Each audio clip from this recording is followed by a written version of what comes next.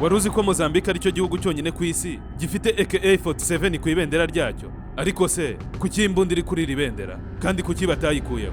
Ibendera rya Mozambique ryemejwe ku mugaragaro ku itariki ya 1 Gicurasi 1983 nyuma y'uko iki gihugu kibona ubwigenge mu 1975. Amabara n'ibimenyetso birigize bifite ubusobanuro bwabyo. Icyatsi gishushanya ubutaka n'ubuhinzi, umukara uhagarariye umugabane wa Afurika, umuhondo uhagarariye amataba, imisozi, ubutaka n'ubutunzi bwo mu butaka, umutuku ujyana n'urugamba rw'abanyamozambique rwo kubohoza iki gihugu. Hagati muri iri bendera harimo igitabo, isuka n'imbunda yo mu bwoko bwa AK-47. Ibi byose bikaba biri mu nyenyeri y'umuhondo. Igitabo gishushanya uburezi, isuka igashushanya ubuhinzi n'umurimo, imbunda yo mu bwoko bwa AK-47 yo igashushanya urugamba rw'intwari rwo kubohoza Mozambique no kurinda ubwigenge bwayo. Inyenyeri y'umuhondo ihuye n'ibitekerezo bya Marxism na Leninism, ibitekerezo byari byiganje mu gihe cy'impinduramatwara mu bihugu by'abakomunisiti. Ariko se kuki AK-47 itakuye kuri iri bendera? Muri 2005 habaye impaka zo guhindura iri bendera, harimo n'igitekerezo cyo kurikuraho imbunda ya AK-47,